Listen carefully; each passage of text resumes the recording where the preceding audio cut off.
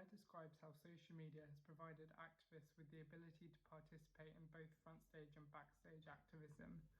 The front stage is described as a more pressured environment where emphasis is put on the content going viral rather than raising awareness of the cause. Backstage activism on WhatsApp brings together like-minded people and reminds them why they're in the movement. Treyer describes how activist groups use WhatsApp to share memes and related content.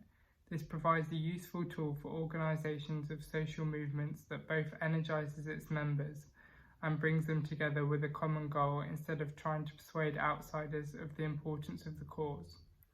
Before the development of this technology, these groups would have to meet in person, limiting their capacity of how many people they could reach, which is not a problem in the virtual space.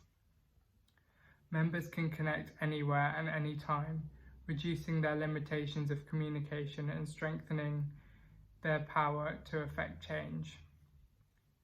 Much like fake news, political engagement on social media is largely referenced in a Western context, where there is a wider access to activity on social media.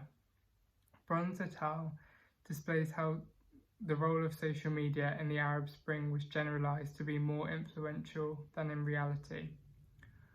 While it was clear that Egyptian users were active on social media in discussing and documenting their uprising against the government, #Libya was composed of mainly outsiders commenting on the events happening in Libya.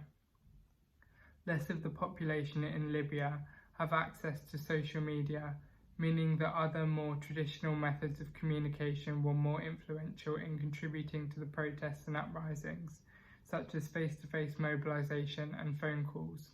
It is all very well for Lucia to reference the power of social media in gaining political change if enough civilians have resources. However, this is not the case for much of the global south who lack this vital access. Students can afford university and therefore have access to a level of privilege that is not available to everyone in South Africa.